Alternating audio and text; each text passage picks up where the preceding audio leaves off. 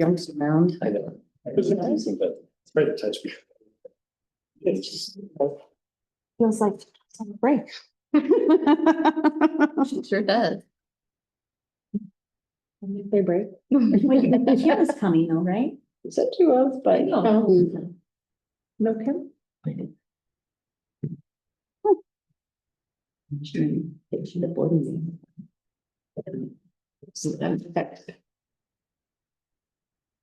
Alrighty. One's ready? I'd like to call this meeting to order in open session. Welcome to this evening's hybrid Board of Trustees meeting being held both in person and virtually. This meeting has been made accessible to members of the public on the link at the Moreland School District website, as well as on board docs. Any person who requires accommodations to access the meeting has been asked to contact the superintendent's office within 24 hours of the meeting. This meeting is being recorded and may be published online at a later date. And I get to lead us in tonight's flag salute. So if you would all please rise. I've been taking I pledge allegiance to the flag of the United States of America and to the republic for which it stands, one nation, under God, indivisible, with liberty and justice for all. It's definitely not as much fun.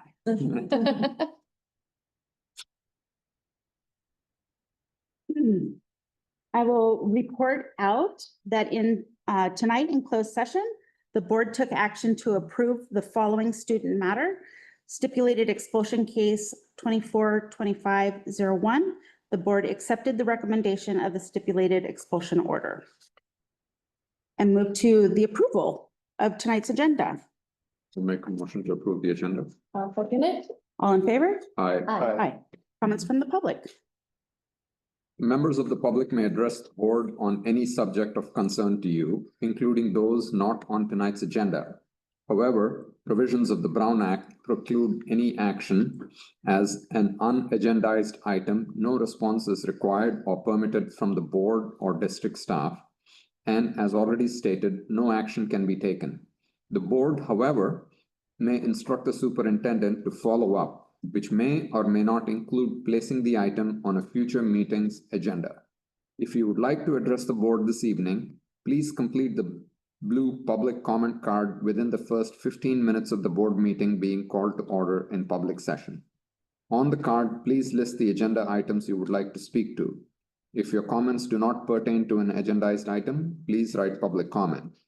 When your name is called, please come to the podium and state your name and organization that you're representing. Comments are limited to 3 minutes per board governance manual. I don't think we have any blue cards today. All right. Thank you. Thank you. All right, superintendent's report, Dr. Claude. Okay, well, don't go to the next slide yet, Ulysses, because I've got quite a few things before we get to the next slide. I want to say congratulations and thank you to our three assistant superintendents and their new roles for finishing their first year. Well, almost. Tonight's a big night for Chris and for Jen. And also our new principals and assistant principals. It was quite a year. Magnificent. I'll just leave it at that.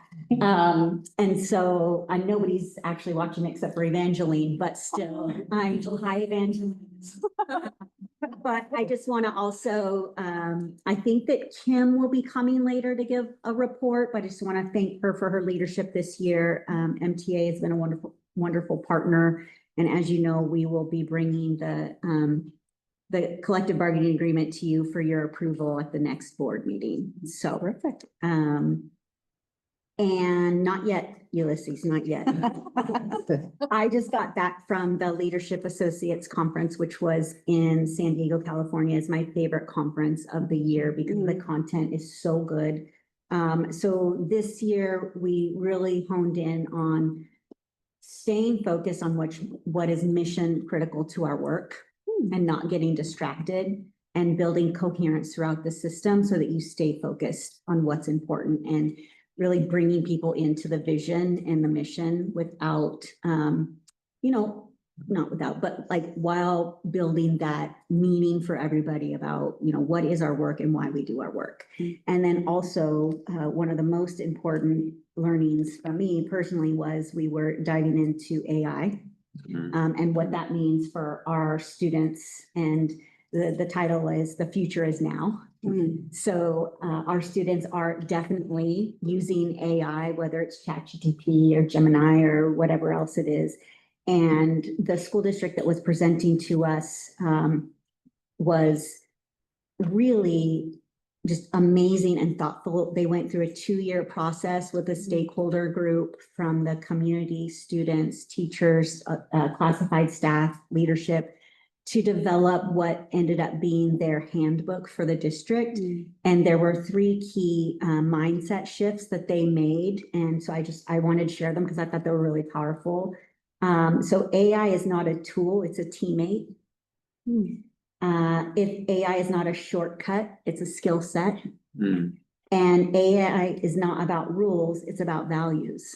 And so they've been working really closely with their community to think about what ethical values we need to instill in our students as we bring them along and help them know how to use AI appropriately, because it's not going away. It is their future. They will be the leaders in this world. And there are a lot of ethical concerns about the use of AI and the potential use of AI, whether it's for good or bad. And so it just really resonated with me. I feel a little behind in that area. It's an area I want to focus on. And so I was thankful for the opportunity to be amongst other superintendents who are grappling with the same things, and then hear from a superintendent that I thought was a rock star and led this work in her district. So now you can go to the next one. So promotion ceremonies last week. We celebrated our 8th graders promoting into high school. We had 428 8th graders that were promoted this year. Each school has their own little flavor of promotion ceremonies. Hopefully you guys took the time last weekend to look for mermaid clues. We'll see. And then next slide, senior walk. So we had, over 200 former Moreland students come back to their schools and do their senior walks. And so here are a few pictures of those senior walks. It was really special. I know that some of our, our former principals are going back into the schools, and the kids there's Kim, and our kids get to see their former principals, and it's a really just joyful time. And then of course, the next slide, the last day of school, which can never beat the best day ever. And so I just want to thank all of the staff for a wonderful year, helping our students thrive and grow in this district, this Moreland Magic district that we have. And hopefully everybody enjoyed this last week. I know that we all did. And then the first day of school will be August 14th. So get that on your calendar with the welcome back breakfast on August 11th. Next slide. So we also had our class of retirees. We had 11 Moreland employees who retired, and we received many, many compliments on the celebration this year about how special it felt, how recognized people felt. It was just a warm, inviting environment. I want to thank Tasha and Debbie, worked really hard on that, as did Maureen. And so a lot of effort went into making that a special event, and it was felt by the most important people, the people we were celebrating. So thank you. Next slide. So MEF had its last board meeting of the year. They passed a budget that will provide Moreland with $120,000 in cash for the 25-26 school year. In addition, they'll have the grants program where students, teachers, families can fill out for the enrichment grants in the fall and in the spring. So that will continue. And then new next year, we are looking into piloting a music program for our youngest TK students. And so trying to get music into the classroom of our 4-year-olds. We will start with 2 classrooms in the district. So not every class, it's a pilot. MEF is kind of known for that, starting a pilot and see how we might be able to grow. And so we're looking at partnering with an organization called Music Together. They specifically serve 3, 4, and 5-year-olds. So this is what they do, which is very different than serving a 5th grader or a middle schooler. So looking forward to see how that might shake out. Basically, the program would run for 30 weeks and kids would get a 30-minute lesson each week. So we're still trying to figure out where those 2 classrooms the 2 pilot classrooms would be. So I'll let you know as soon as we land on that. But I am looking forward to what that will bring. And let's see, next, summer projects. Ooh, Yikes. Latimer Playground. Is that Latimer Playground right now? They already Wow, that was quick. that was. But we did get all the kids off the campus first. Yes, we waited. But at about 12:30 on. That's amazing. So as you know, our summer cleaning crew is already off and going. Each school site has a team of people that are cleaning inside the rooms. They're stripping and waxing the floors, shampooing the carpets, power washing the outside areas so that we're ready for the first day of school. And then we have some new construction projects. So the Latimer Playground, which is underway. We're getting new HVAC units and a sewer system at Anderson, which will be completed at the end of July. New floor drainage system at the EDS kitchen, and a new drinking water bottle station installation at the TKK Play Yard at Country Lane. So those are the bigger projects happening this summer. And then just a note, the district office is closed on Fridays. People work their days during Monday through Thursday. We close the district office on Fridays. And we are also closed on the upcoming June 19th, the Juneteenth holiday. That's a holiday that all of our employees are off, and we recognize that. So that concludes my remarks for this part of the agenda. Thank you. Good stuff. Board members' communications. I'll go first. Thank you for not including pictures of the sewer project.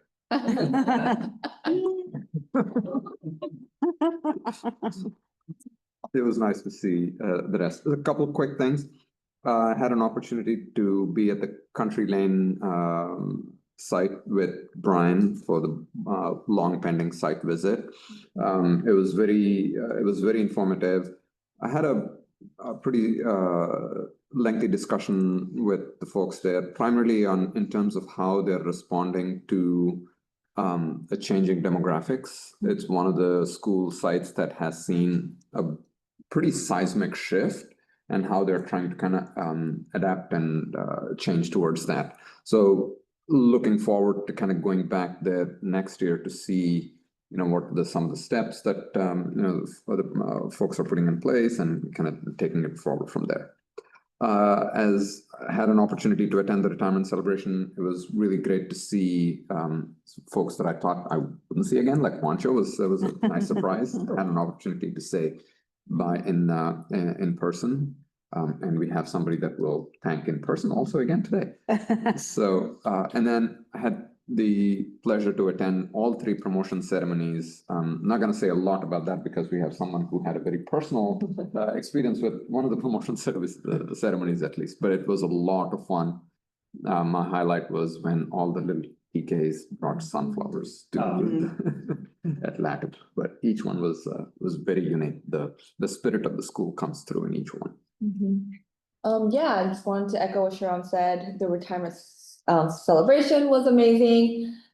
Great to see and honor and the numerous years that our Moreland employees have really put into our district. It was just an honor to be there. And same thing for the promotions. Always great to, first of all, congratulations to teachers, the 8th graders, families.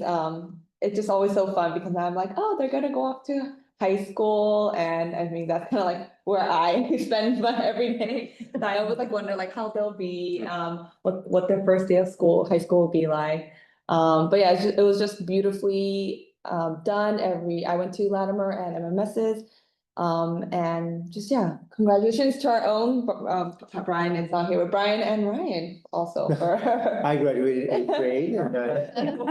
Well, for yeah, for their students as well, so. Yeah, this actually did go to obviously Latimer's. It does mark my fourth graduating eighth grader from Latimer. And it was very touching and special. It's really great to see that come full circle. It's always well done. A little bit emotional, but also at the same time, I think we also had a visit from one of our previous teachers, Wendy Johnson was there, who actually taught each of my kids. And so it was really special for her to be there.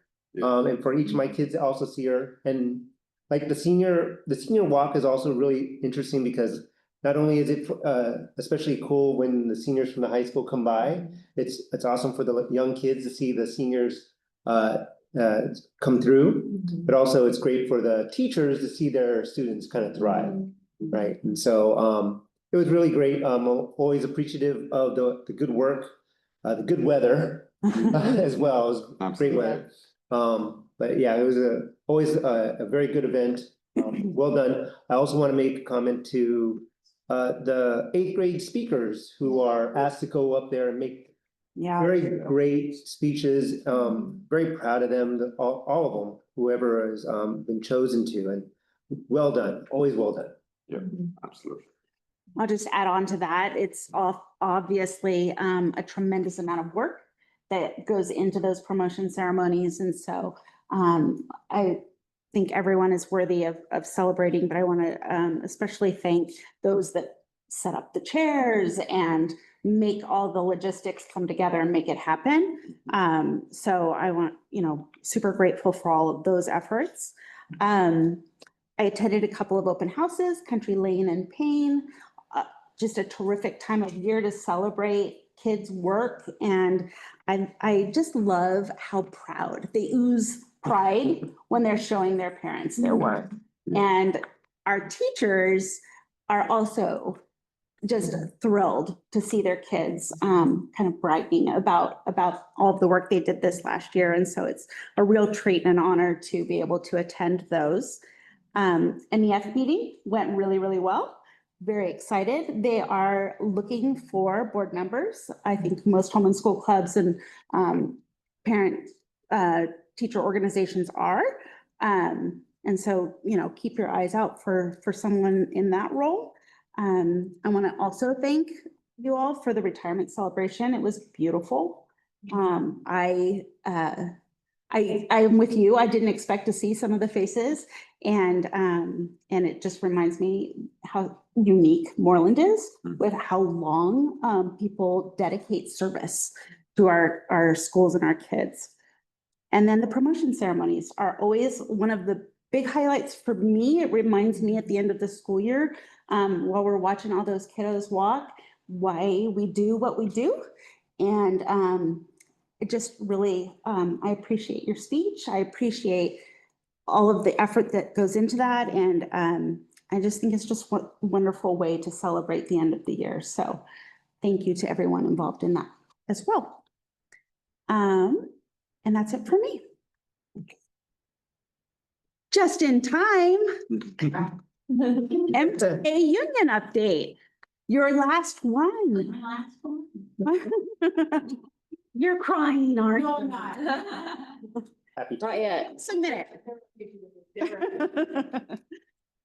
More than you. So it's been my privilege to serve the students in Moreland School District for more than 29 years. It has also been my honor to represent the teachers of Moreland for over 12 years during 2 terms as MTA president. While I'm looking forward to retirement, everybody keeps asking me, how is it? And I'm like, it's summer vacation. I can't believe it. I'm looking forward to retirement. I know I will deeply miss being part of this community. So tonight I'd like to take a moment during my report to share a few reflections on my time here, as well as some hopes I have for the future of the district. So like many others, I chose to come to Moreland many, many years ago. I had offers from other districts, but there was something about Moreland, especially Baker, that felt like home, and that's how I described it to everybody. I love the small size of the district, the strong professional development opportunities, and the support I received from both my administrators and my teaching team. I was given tools and strategies that enhanced what I already knew to be sound teaching practices. Moreland truly had a sense of community. a shared commitment among administrators, teachers, classified staff, and parents to do what's best for students to ensure their success. Over my total of 38 years of teaching, I've seen educational trends swing from one extreme to another when it comes to programs and curriculum. At times, it feels like there's a race to find a magic pill that will instantly raise student achievement. But those of us who've been around in the profession for a while know that there's no secret formula. There are no shortcuts to student success. The most effective approach remains consistent, rely on what we know about how students learn, consider their physical, emotional, and cognitive development, and view new ideas through that lens.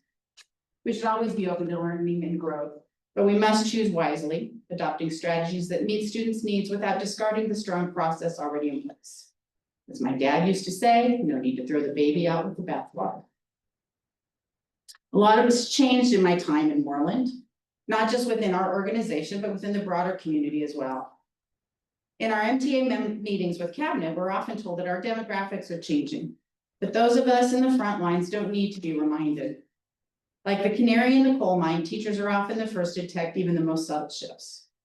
Whether we're seeing an increase in second language learners, students from socioeconomically disadvantaged backgrounds, families experience trauma, behavioral challenges, or learning differences, your teachers are not only aware of these changes, they are meeting them with compassion, dedication, and hard work. I have always said, I have never met a more dedicated teaching staff than the teachers in. While our district's demographics have shifted, so too the surrounding and broader communities. Today, teachers are facing more external pressure than ever before. Increasingly, individuals outside of education, those without classroom experience, are interjecting their opinions and pushing their beliefs onto the work we, the educational professionals, are trained to do. Too often, teachers are blamed, whether it's for a playground disagreement, a student or a parent's objection to an assignment, or the final grade they receive. Unfortunately, the default response these days to concerns is no longer a thoughtful conversation. It's become far too easy to send a scathing or hostile email rather than engage in a respectful dialogue. Believe me, it's become all too common for civil conversation to be bypassed in favor of hurtful and sometimes abusive messages aimed at those of us on the front lines. So looking ahead, I have many hopes for the future of Moreland. I am hopeful that the district will continue to embrace the research behind the science of reading. Having worked in reading intervention this year, I can tell you firsthand, even many of our successful readers lack the phonemic awareness and foundational skills, phonics skills necessary to become truly strong, confident readers. Without these building blocks, we will continue to see an achievement gap in students who struggle unnecessarily. I've had many conversations with Dr. Baldwin about literacy practices, and I deeply appreciate how open, thoughtful, and collaborative she is in her approach. With her leadership in educational services, I believe that we are on the right path to helping students reach their full potential. I also hope that Moreland will take meaningful steps to address the high turnover rate among our teaching staff. While salary is a factor, many teachers leave because they don't feel supported, and not just in Moreland, that's across the board. With increasing external pressure from rising behavioral challenges in the classroom, our teachers need to know that leadership has their back. No teacher should feel fearful of being kicked, pushed, verbally abused, or threatened. And I'm encouraged by the changes underway in educational services, from the hiring of ABAs to the appointment of a new director. And I'm optimistic these changes will bring much needed support to our classrooms. But let me be clear, no teacher should ever feel abandoned or unsupported by their site administrator. And those harsh emails I mentioned earlier, they must be addressed swiftly and directly by site leadership. No teacher should have to endure verbal abuse. If a parent or community member has a valid concern, I absolutely support addressing it directly and professionally. But personal attacks or disrespect have no place in our schools and our communities. So I'd like to close by sincerely encouraging each one of you, our board members, to take time to connect more deeply with our incredible staff, both certificated and classified, who make this district what it is. Visit our schools often, talk with staff, listen to their experiences and their concerns and their ideas. And just as importantly, share your own hopes for our future with them.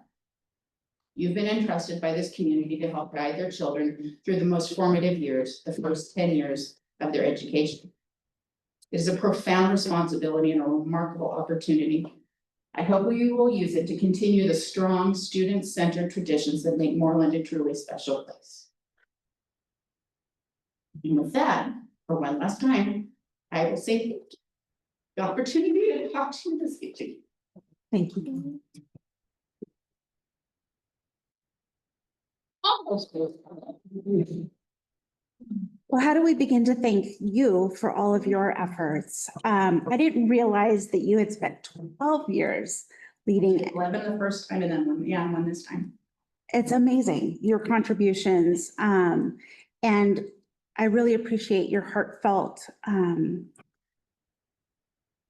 directive and feedback. That means a lot to me, to us.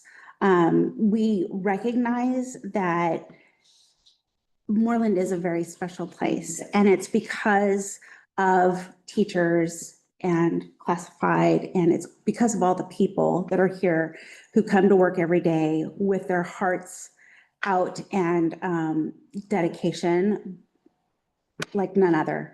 And that includes you. Okay. And so thank you for all of your leadership and all the contributions you've made to Moreland over almost 30 years. That's amazing. I It's, started at 12. it's just amazing. And you should be very proud, and we are very thankful. Thank you. Thank you very much. Thank you. It has been a tremendous place to work. And, you know, like you used to say, the best kept secret, right? Mhm. So it really is. And thank you for all the work that you do as well. Thanks so much, Kim. And again, I mean, I think our connection to you is not just you being here for MTA updates or anything like that. It goes deeper. You were our younger one's teacher at Baker. Still in high school. I only wish she was in high school, like at least she would listen to what we're saying. So, I mean, I mean, these are all stepping stones, right? I mean, we're very proud of where she ended up, but she's standing on the shoulders of giants to get to where she is. So I think these are all little steps that folks like you have helped create that. So, and which is why, you know, I think people like you make public education what it is. So thank you for that. And I mean, I can't even imagine, 29 years, that's incredible dedication to your craft at Moreland. Forget about 38. That is, hats off, deep respect. Yeah, I mean, I think Shahram and Heather said it all, like words truly cannot describe the passion, dedication, 38 years in education that I can myself only hope, to be and to spend. So I just want to say thank you. I think it's always, sacrifice, and you're putting always children's first, and you're working in the classroom, and then to do that also for the teachers, I think is something that is so admirable. And our teachers, you're right, need a voice, and thank you for being such a strong advocate for them this past year. So thank you, and enjoy your time. Thank you. Yeah. Thank you. Kim, I'll just add that, what struck me the most about your speech was the utmost optimism of looking at us, even as board members, but looking at the future, even when you're not here. Mhm. That really resonates with me, because it means that even though you're not gone, you're actually wishing well wishes forward. And so with that, I appreciate everything you've done for the district. I appreciate it. And I'll be back. I'm gonna help CAC test, so I'll be back. Dr. Yeah. Cod. Yes, so it does feel like at this moment in time that public education is in the middle of a storm, and I'm sure that there have been moments in time when it felt that way. I wasn't there during those times, but this feels like a pretty big storm. And as stewards of public education, our unions play a role, our board play a role, our leaders, our teachers, our staff, in showing the public what is really great about public education. And Kim, you have been an excellent partner this year and playing that role, which is a tricky one, around partnering with the district, but advocating for your members. And sometimes those two things can be tricky to navigate. And I just want to commend you on doing a job well done in that role. We appreciate you. And so I know you're going to have a great retirement and we'll see you again. But I do want to say thank you. I thought it was a great year. Thank you. It has been, our teamwork and working together has been good, and I wanted to put something in the speech when I wrapped up, but yeah, I have great hopes for Moreland and I know it will do well. The broader public education, that's kind of hard, going to be harder to work on, but in our little insular community, working together, we can show people this is what public education is supposed to look like. All right. Thank you. So much.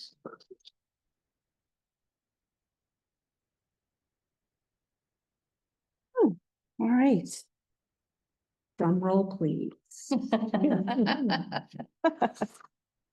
All right, Now we are on to the 25-26 Moreland School District Budget Report. all right, so I'm here to. How you doing, Kim?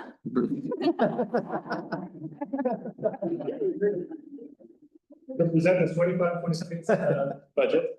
So we started back in January, started to develop this. Before I begin, I just want to thank Efren for all his supports going through, his attention to detail, and actually Evangeline as well, even though she's retired, she still answers our texts. It's been a big help when you're, we're sitting in there spinning, we just reach out to her and she's been great. So she's a great asset. All right, so here we go. We'll start with the budget presentation. Will be an overview of our 25-26 general fund budget assumptions. We'll look at the multi-year projections, general fund unrestricted MYP, and then some other funding sources, continuing, expiring, and then what we're going to do moving forward. All right, for the 25-26 budget assumptions, we are looking at an estimate of about 3,753 students in October. So that's CBED's date, first week in October is what we are projecting. We are funded on an average of a 3-year prior ADA of a little over 3661. COLA is 2.3. And that is applied to our LCFF, our categorical special ed and child nutrition. So we've included that in there. We are estimating about 95.77% ADA. As you know, we're funded on an average daily attendance. This year we came in about 95%. So we're always working on our attendance, getting kids in. We have some plans for attendance recovery, so we felt comfortable with that number looking forward. Some of the assumptions we're making based on the May revise is a TK add-on of an increase of about 2,397. That helps us with that 10-to-1 ratio. We're looking at some one-time discretionary block grant money, and then we also included our negotiated salary and benefit increases. Okay. Continued, we have some increased expenditures to the general fund by utilizing expiring grants and restricted fund sources. So we're able to kind of move things around just to make sure we don't lose any money. So we have some expiring grants, which I'll talk about at the end, that we want to make sure we spend so we don't have to send it back to the states. STRS is steady at 19.1. PERS actually went down 26.81. So usually it doesn't, but it did go down a little bit. We are looking at a full contribution from our lease revenue, contribution from our extended day. We estimate around 90%. Parents go ahead and, they apply for the program. They may say 5 days. When they come in, they say, oh, maybe we only need 3. So we only do 90% contribution just to give us some wiggle room. We don't want to go 100% and then it goes down and then we got to adjust, right? We were able to eliminate the preschool contribution. That is, as of now, it's a new, we've done some refunding. So you come first in term, we're going to see how well we did with that. So, but as of now, we're able to eliminate that. And then we have our standard 3% set aside for routine repair and maintenance. What does that mean, Chris, when you say elimination of preschool contribution? So if you remember in the past, so we have our paid preschool, and we were, I think the first interim was about 53,000 contributing from the general fund. Okay. And so before it used to make money. Right. With the addition of TK, lowering the age range. We don't have as many supplements in there, and so now it's starting to encroach on our general fund. Okay, And, obviously, we need to be aware, anything that encroaches on the general fund takes away from other programs we have. So, got it. as you recall, last board meeting, we did some reconfiguring with our preschool. Yeah. To leverage some of the state revenues that we're gonna get, so kind of combined it, so that's how we're able to eliminate that Got it. contribution. So we're gonna continue to look at that to make sure Okay, we can hopefully. All right, looking forward, 26, 27. So the first out year enrollment at about 3,698. We did see this year it kind of leveled out, which was good. But we are still anticipating a decline, because until we see a steady kind of flatlining of our enrollment, we don't want to, we don't want to say we're going to increase or keep it steady until we actually see a couple of years or see some more data on that. So, which the ratio again is about 95.56, what we're predicting. Our projected P2 ADA, funded ADA, so you guys can see all that. COLA is predicted at 3.02. STRS, PERS remain about the same. I think PERS went up a little bit from previous. Special education contribution, we're always looking at. It's one of those unknowns. We need to support our kids. What we get funded for and what the actual cost is, there's a huge difference. So we're going to continue to look at that. And then part of this multi-year is we do have reductions in our expenditures that are contingent on our ongoing and one-time revenues and our ending fund balances. So we're always going to continue to look to see where we are from first interim, second interim, to see what needs to actually be done in order to make sure that we stay fiscally solvent.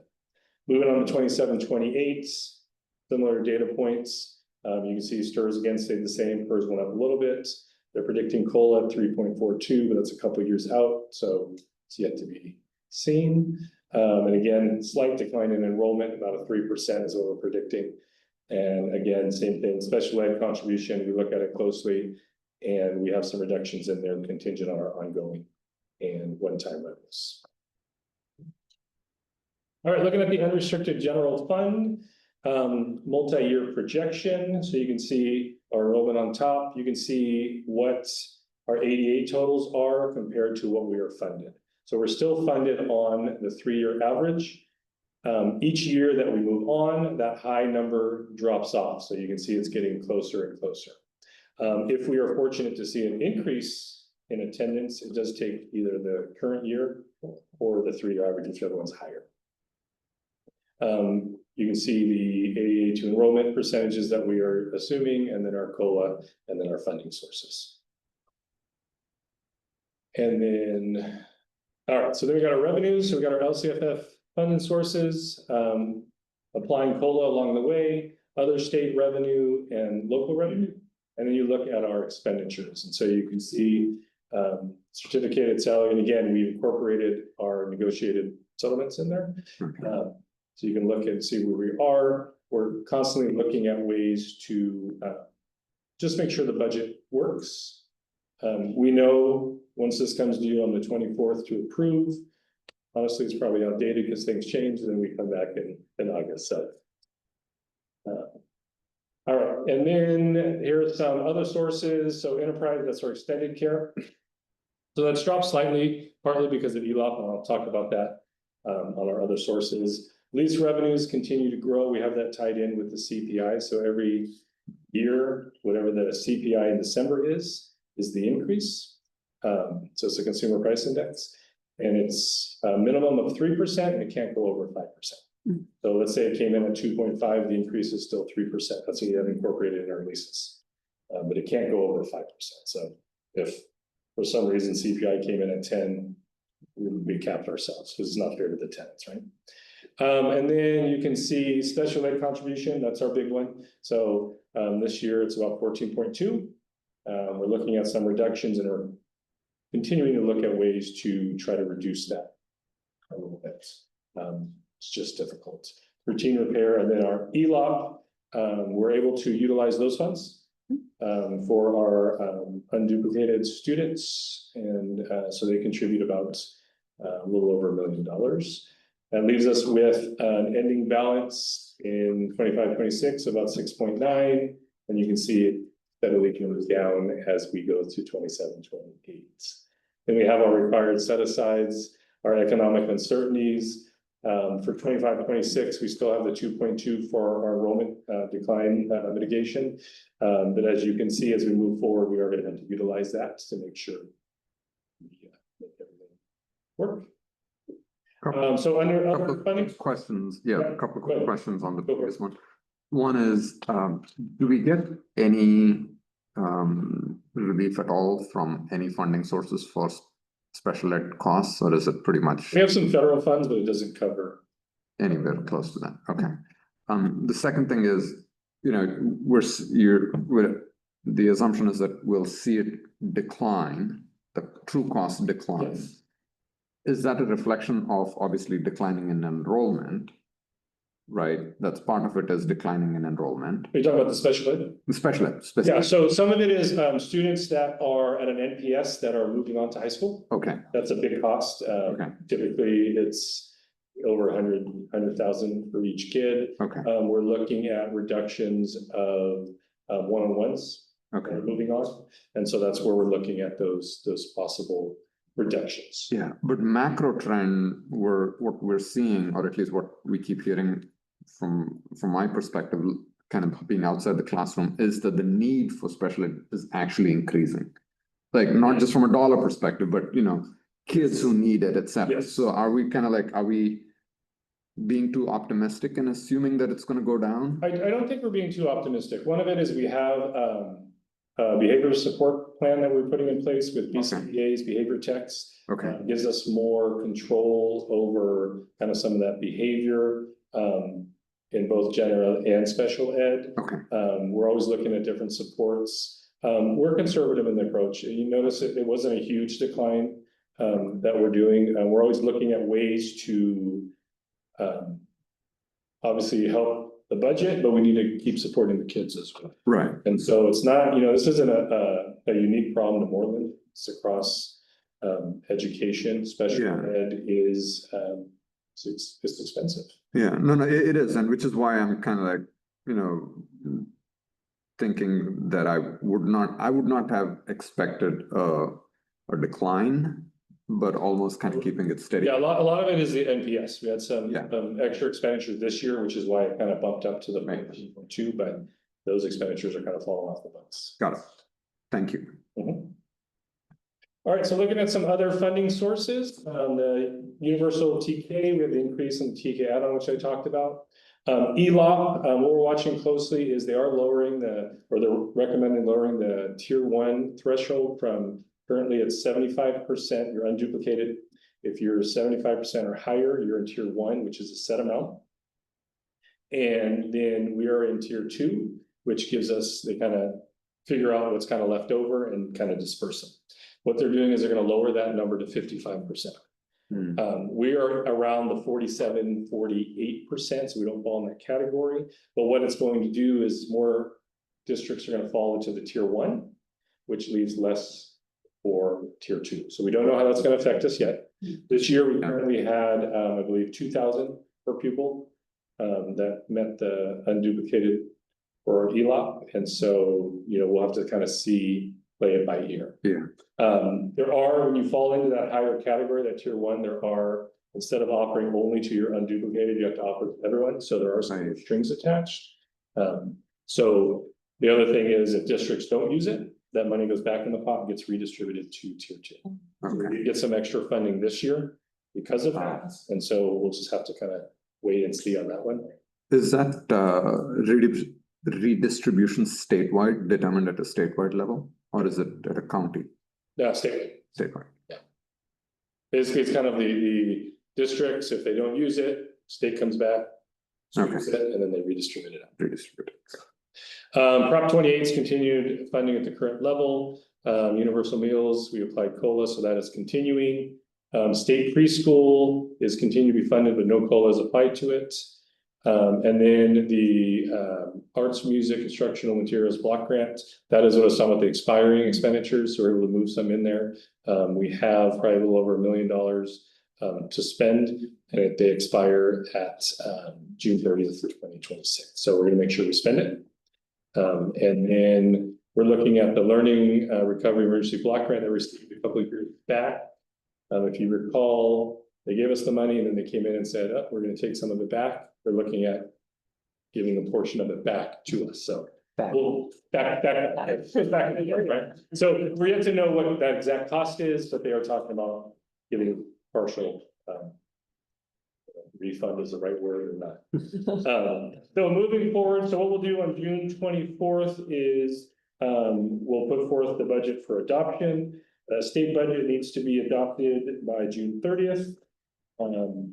We have 45 days if we need to make any adjustments to our budget, which falls in about September, which is the same time we do our unaudited actuals.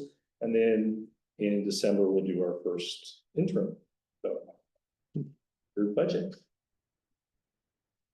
Nice.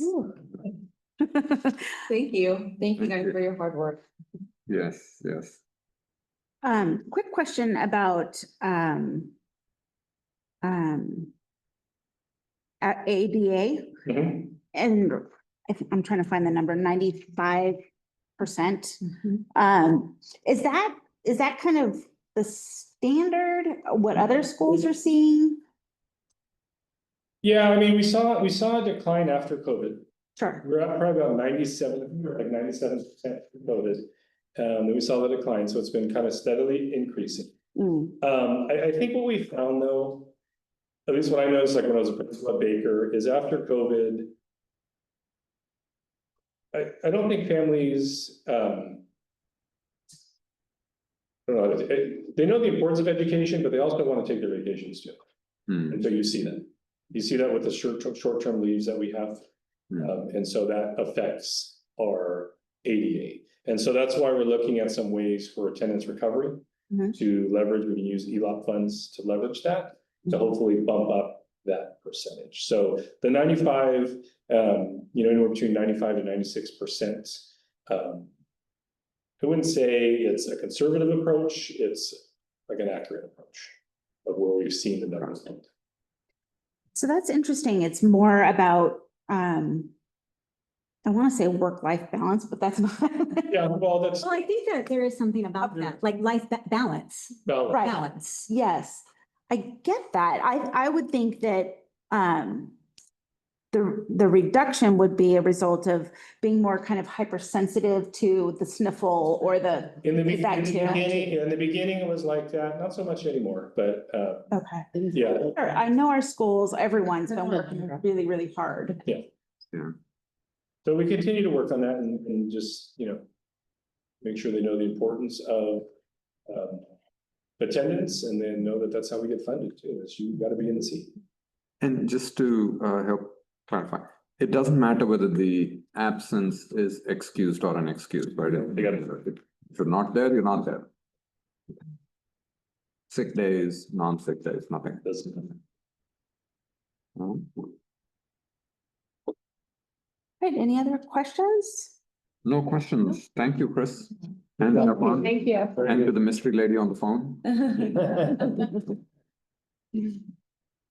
All right, so we will now hold a public hearing on the 24-25 Moreland School District budget. The hearing is now open. Let's use this. Are there any comments from the public or the board?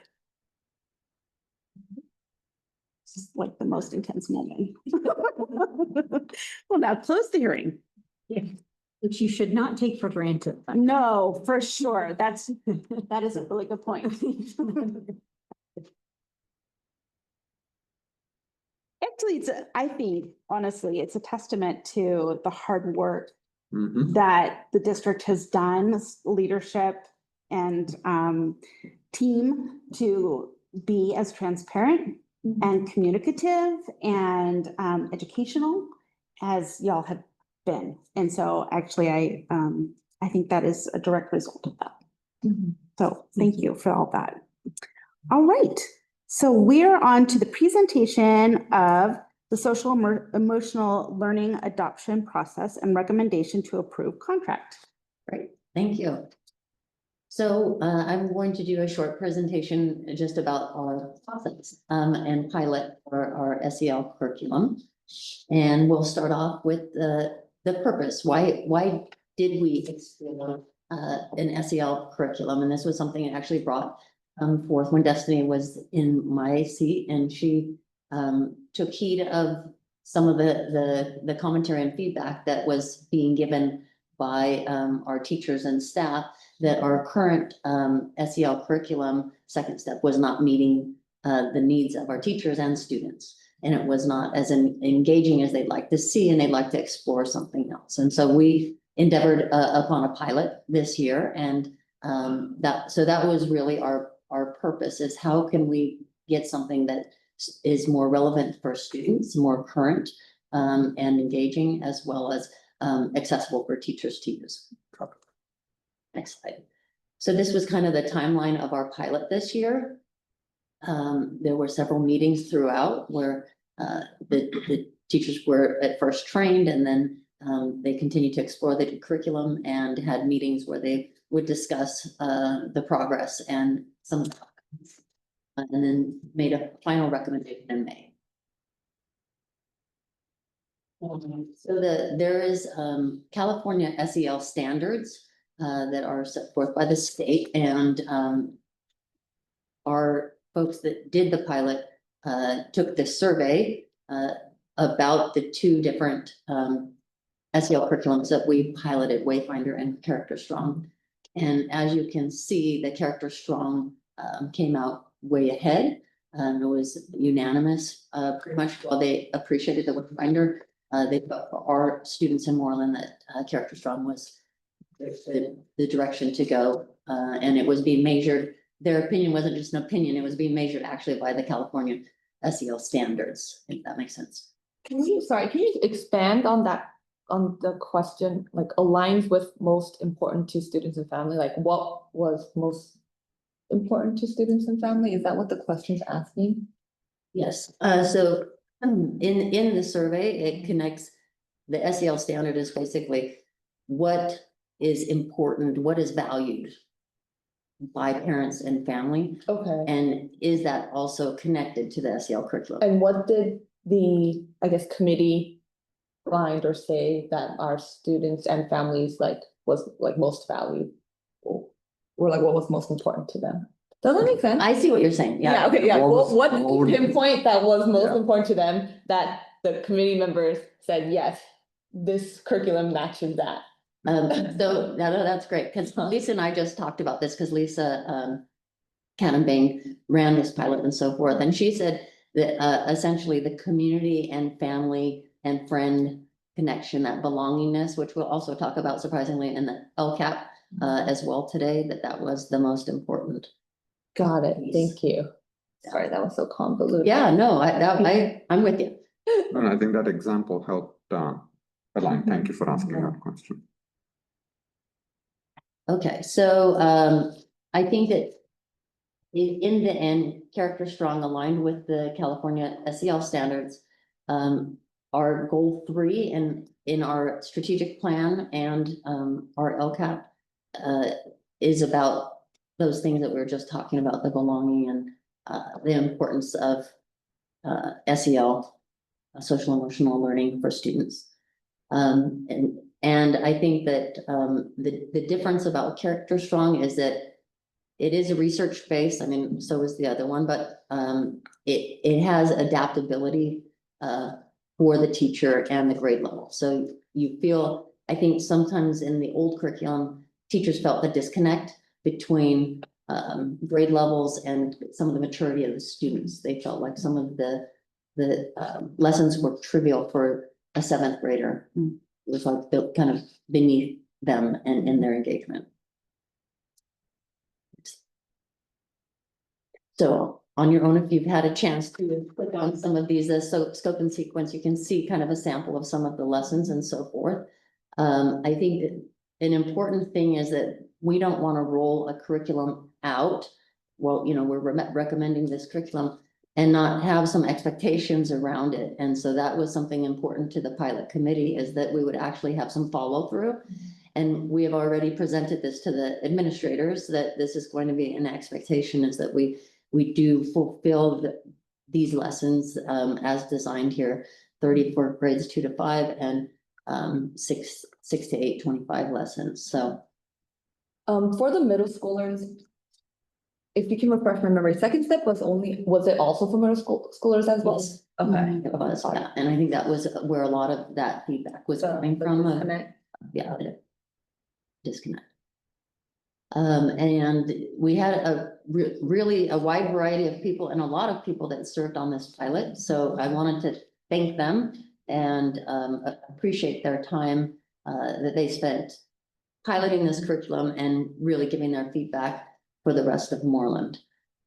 So that concludes my presentation, and we are asking that you approve Character Strong as our SEL curriculum for Moreland School District. Quick question. When was the last time we went through an exercise like this? When was the last time the SEL curriculum was updated? That is a great question. I know I was looking back at it. You remember, I think it was. A while ago. Remember, Pre-COVID. I think 2016 or 17 is what. Pre-COVID, sticking in my- pre-COVID. So generally speaking, the best practices is to look at this every like 7 to 8 years. Generally, Okay. curriculum in that kind of a cycle is pretty standard. Okay, I think in particular, we may have moved this one up sooner just because of the feedback from our staff. got it. Okay, And needing something more engaging and more current for our students. yeah. Was there, as you were kind of going through it, I'm be curious to know, especially given, I mean, I think it's been 5 years, well, maybe not 5 years since COVID started, but let's say 3 years since it been Subsided, yeah. completely out of the picture. Though technically you could argue it's still not. How much of that played into the conversations to be able to say the problem now is worse than, maybe that comes across strong, but the problems now are different than what they were a few years ago. I definitely think that we were feeling that gap, that what we had was not sufficient. And that the needs have changed, and we needed something that could adjust to that more effectively.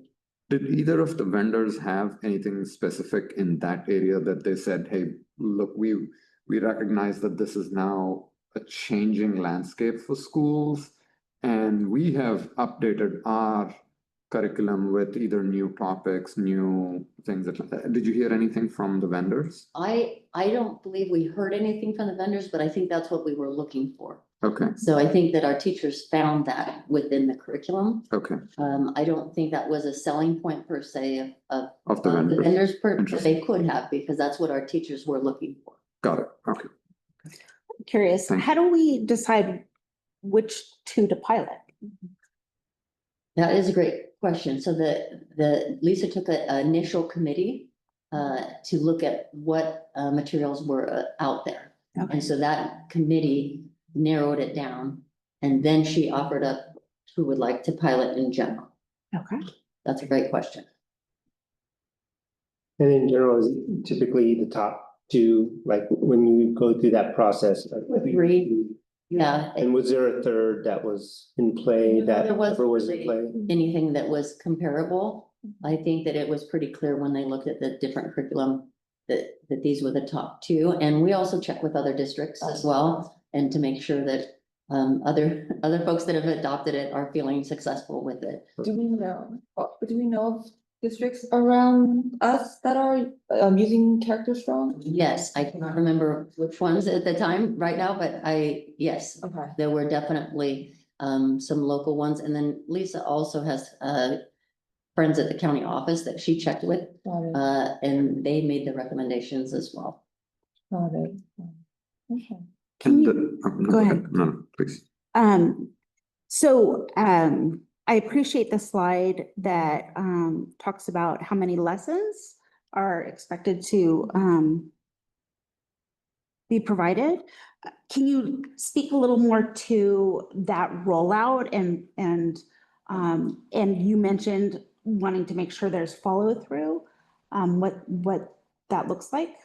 So that's a great question. I didn't include all of that because that's a whole nother level of presentation, but What we are doing, we actually this Friday have our first initial training, and we're training all of our assistant principals and counselors, as well as like a volunteer teacher from each site.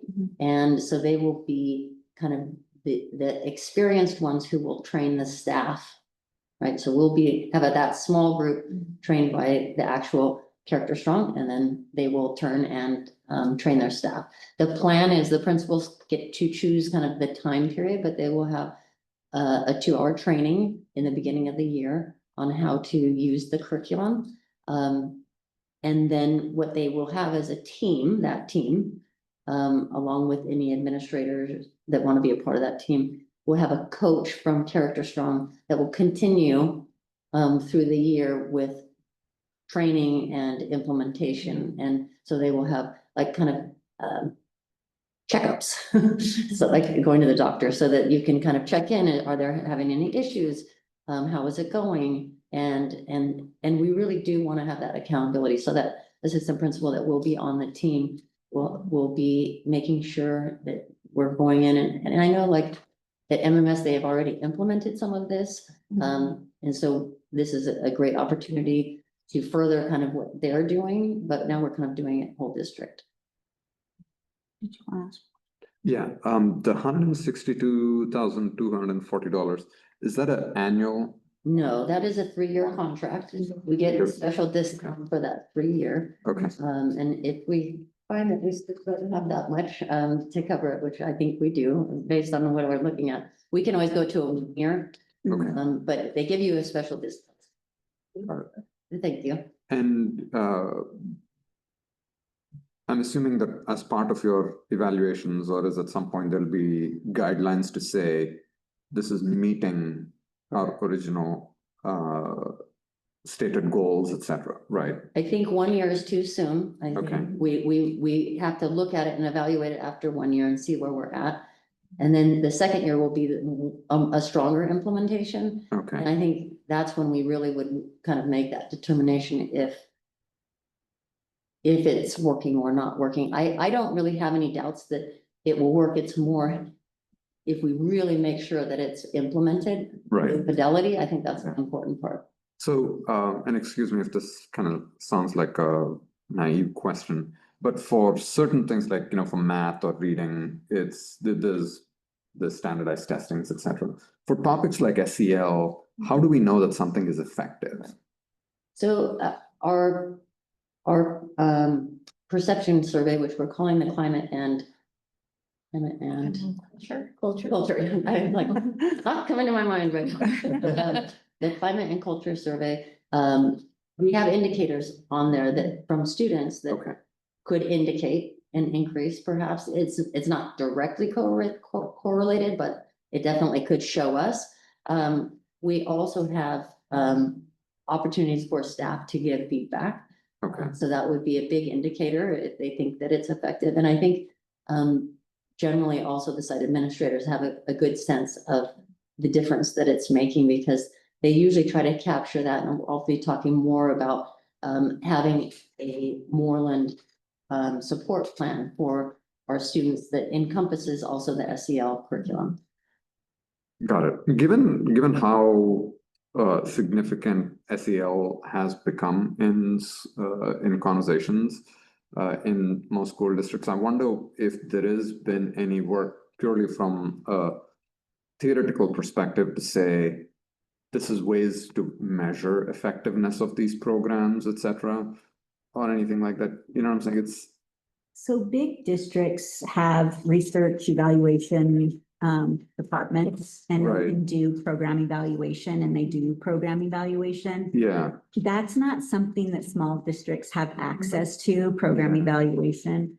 But I think what we do have is we are looking at whether students tell us they feel like they're safe, Mm. they belong, people are respectful, the students are respectful to one Right. another. So if you look at the questions that we ask students on the perception survey, these are lessons that do tie directly into that. So I would expect to see an increase in those scores Hmm. if this is being implemented with fidelity and we're getting good feedback from our principals and our teachers. If you see no growth in that and we're spending money on a curriculum and you do or do not see it showing up in classrooms, I think that would be a problem, but that would be an Yeah. indication that we're not implementing with fidelity. And do we have data, probably not at Moreland, but in general in the industry, broadly speaking, do we have any indications, whether it's anecdotal or anything that says school districts that have very successful SEL programs, second order derivative is like, student achievement actually goes up because they feel safe, comfortable, happy, that creates like a positive environment for wanting to, so do we know if there's anything like that? So we're like, this is like, you're not going to immediately see the impact, but you're going to see impact much later on. So there are research articles about this, but Okay. funny you should ask, because the Opportunity Myth has a new study out called Opportunity Makers. Okay, And it talks about the schools that are making a difference and kind of changing the trajectory for students. right, And there are three core things that are present in those Opportunity Maker schools, and culture of belonging is one of them. yeah, Right? Okay. Culture of belonging. So like part of the recipe of a successful sort of student experience in school and student Yeah. success. So there are research articles that do correlate how students feel at school and their perceptions of school with student achievement. But there's a new hot off the press Opportunity Maker research that talks about this. yeah. No, again, I'm sorry for the deeper questions because I'm very curious about this. Because outside of public education, if you were to take the corporate world, there's been tons of research and tons of data that shows like, hey, having a great work environment leads to more productive employees, which is why, you have foosball tables and ping pong tables and everything. Free Because lunches. there's even free lunches. Because there's Summer like Fridays. there's like a sense of belonging, etc., which drives up productivity. So I was just wondering if there's anything. It's very similar. Okay, Yes. cool, thank you. Any other questions? I just want to acknowledge you both mentioned implementing with fidelity and how important that is. And so I'll be curious to hear as we progress through the year, some of the successes, some of the challenges, whatever we kind of bump up against, just so we have a better understanding. All right. With that, I would love to entertain a motion to approve the contract. I'll make a motion to approve the contract for Character Strong. Character Strong. A second? All in favor, say aye. Aye. Thank you. Thank you. Thank you. All right, Thank you. Yeah. 25-26 LCAP. I'm putting my glasses on. For all the small print. So, I'm excited to present the LCAP this year. The LCAP, as you know, is a 3-year plan. It was introduced last year by Destiny, and she kind of kicked it off, was kind of the new LCAP. So this was our first year of implementation, the 24-25 school year. And we have done well, and I'm excited to share with you all of the different things that have happened and also kind of what our plans are for next year. It's somewhat of a long presentation, so feel free to ask questions in between because you might not remember them later. You just talk. The California dashboard, I just want to bring that back to the conversation here. The LCAP very much focuses on dashboard progress. And the dashboard is the state's accountability and improvement system that provides a comprehensive view of how schools and districts are performing across multiple measures. It goes beyond test scores to include indicators like chronic absenteeism, suspension rates, English learner progress. And And then it talks about them in colors. So I will talk about colors. I'm sure you've heard this before. But the important part about the dashboard is it brings to light things that maybe test scores don't necessarily say on their own. And so I will be mentioning those as we progress to the LCAP. So we will begin with the annual update. And our first slide is our successes. And we're pleased to announce that our ELA and math maintained a green high status, 33.1 points above the standard. So that's very good compared to other schools in the state. We're pleased with that. So that includes the whole district. So that is the district dashboard. Each of the schools also has their own dashboard to look at all of these measures. So the iReady progress, which I didn't list up here, is also, and I mentioned it at the LCAP mid-year, but it also has been very positive, and we've seen plus 21% gains in our iReady scores.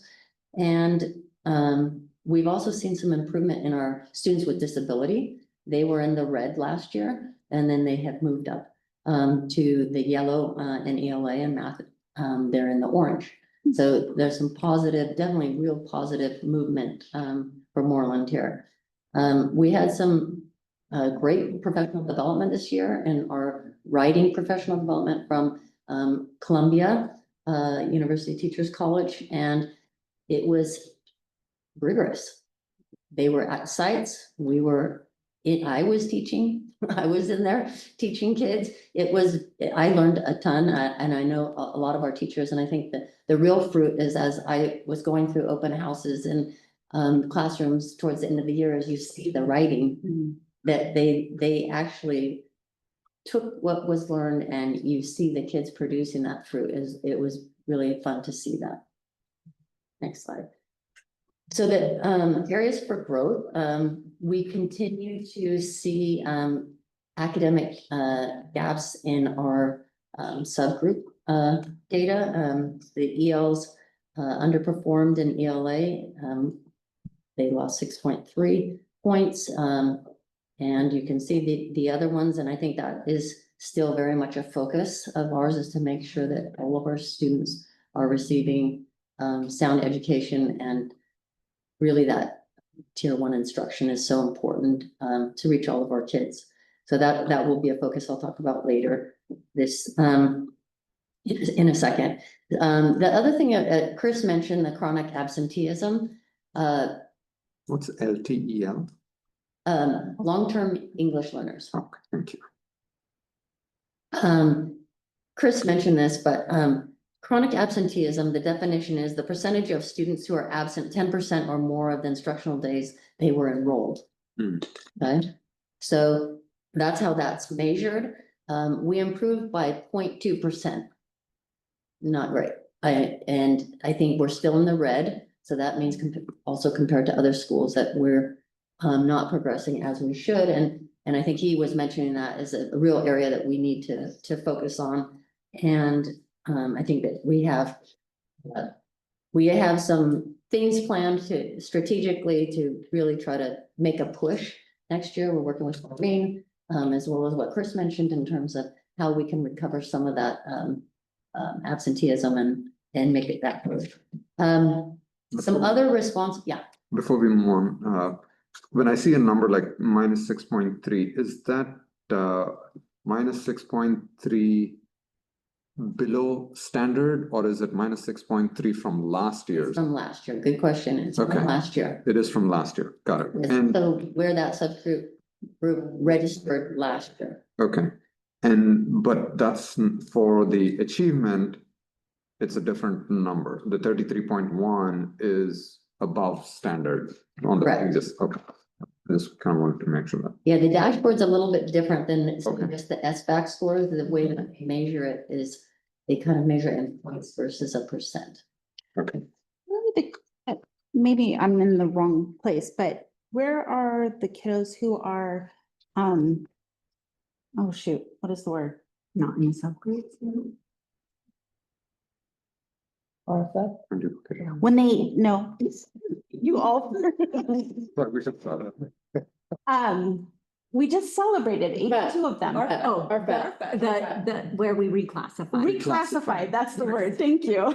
Yes, yes, and we do very well in that regard, and that's some of the measures within the LCAP, but in this particular measurement, they would be in the all student category. All student category, okay. And as well as all students are in that category, but Yeah. they're not separated out into a subgroup any longer. They're part of the general population.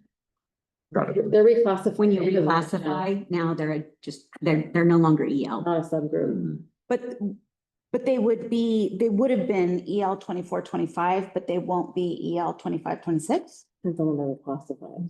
Is that, I'm just want to make It it, depends on when Yeah. they're classified. oh, gotcha, okay. All right, thank you. I think whenever we see some numbers like this and we're concerned, so I just want to, talk about what are our responsive actions to these things. For the special populations, we have targeted middle school supports. We have a new STARry program that will be implemented that focuses on really building some of those basic foundational language literacy skills for our middle school students. And language launch and 3D, and English 3D, which we have already implemented, but we will continue to implement those. We also have a lot of supports for our students in our behavior plan and all of the rollout that I will be talking about more in depth. We're also going to be rolling out the new literacy screener and DIVLS, which you all approved a couple of months ago, and focusing on phonics and phonemic awareness. So those are things that we will be doing to try to address these areas that we have found we need to grow in. All right, part of the LCAP is the budget overview for parents. So the budget overview basically provides information, projected revenue from the general fund based on our fund source, the budgeted expenditures in the LCAP, compares budget expenses with actuals, and equates to increased or improved services for high need students. So we have this chart here, and if you look at the actual LCAP document, if you noticed, the numbers get a little jumbled. We're working on fixing that, so I made sure it was clear on our slides, so you can see. So our total funds on the one on the left equates to about 60.4 million.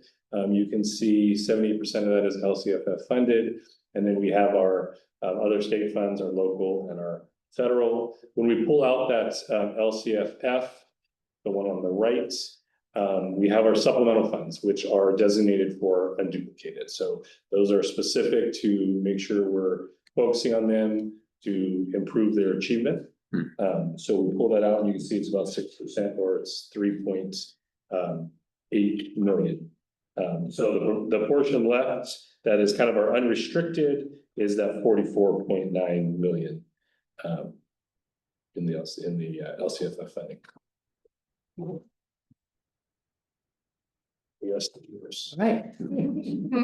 So each year we seek feedback from our educational partners. From our survey, we received, as you can see, 502 total responses. We also met with various partner groups, including those listed here, which I believe Heather was a part of as well, our parent advisory committee. And we went to them to gain additional feedback from them. Of course, we also added students from EDS and Latimer. Last year, they only did MMS as kind of a pilot.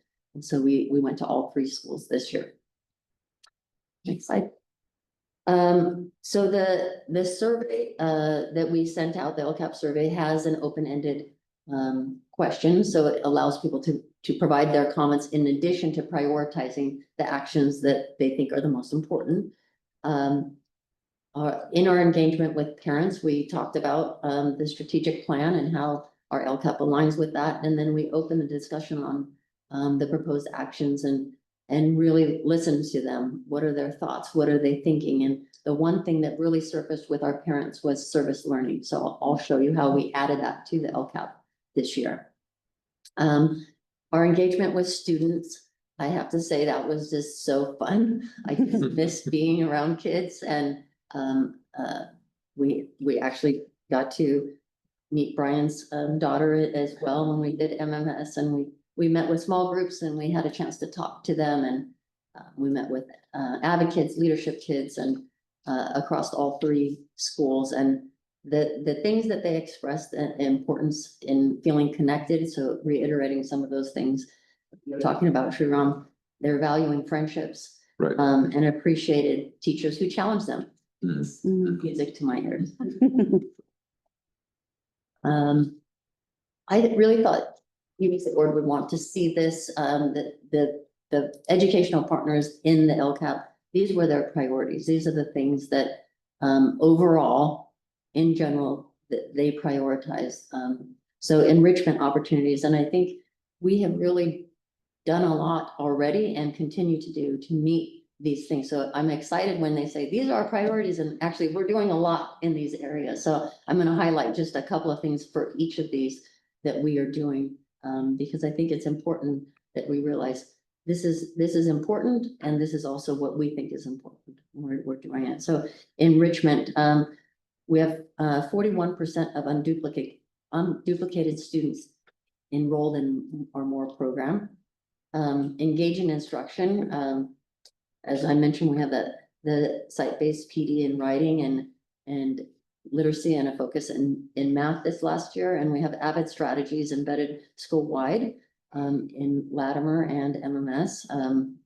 And then mental health, we all had counselors at every school site this year. And this upcoming year, I'm going to be talking about our new behavior program that we have with our BCBAs. And then student belonging is up 8% this year. To 67% of students reported a sense of belonging. Proud of that. I mean, that's great. And we really saw an increase in peer leadership across our sites, and that's something that parents repeatedly said was important. And then in retention and staffing, we have grown in our retention and staffing. HR is doing a great job, and we have a high rate of satisfaction among our teachers with our PD and in our surveys. So the next slide. Just as a reminder, I've said this already like a couple of times, but I'm going to reiterate it, that our LCAP and strategic plan align directly. So our goals here are the same goals as our strategic plans. Next slide. And I'm not going to read every action. On the following slides, you'll see all of the actions, and many of the actions are continuing from the plan that was presented to you last year. There are slight changes. I have bolded the changes, and I will discuss those changes as we go through the slides. So for example, on our first slide here, 1.4 on assessments, we have added the addition of the DIBELS literacy screener will provide a reliable measure to assess the development of early literacy skills and critical to reading success. So we had our first training session for DIBELS yesterday. It was great. The trainer was excellent. She's from Houston, and she's a first grade teacher. They hire actual teachers that are doing the work to be trainers. I talked to some of the teachers that I thought might think this was maybe not as exciting, and they said it was great. They really enjoyed it, and they feel like this tool is going to be really powerful for our kids. And I sat in for as much as I could between my meetings, and I could do it. I was like, I could swipe, I can do the whole thing. So I'm excited about, and I think what they were saying is it measures things that FNP doesn't. And so it's going to be a great addition to what we have, and be able to tell us a lot more about what students need and can do. So next slide. So in 1.6, next year's professional development focus on foundational literacy. And implementing literacy strategies and teaching phonics and phonemic awareness. We have already purchased our U-Fly books for our teachers to deliver the phonics to the students. And this is a huge important part of supporting our multilingual learners. It's having that strong tier 1 instruction for all of our kids. And so we're really excited about the difference that can make. And I've been talking to my colleagues and they say it does. It makes it a significant difference for our multilingual learners. We've already seen that in our data from Anderson, that they have been successful implementing the Sonde system, and they've seen increased results because of it. For our English language development, as I mentioned, we will continue to have English 3D and which is kind of a tiered ELD program that looks at their LPAC scores and it calculates what is the right level to teach the kids. We started that this year, all three.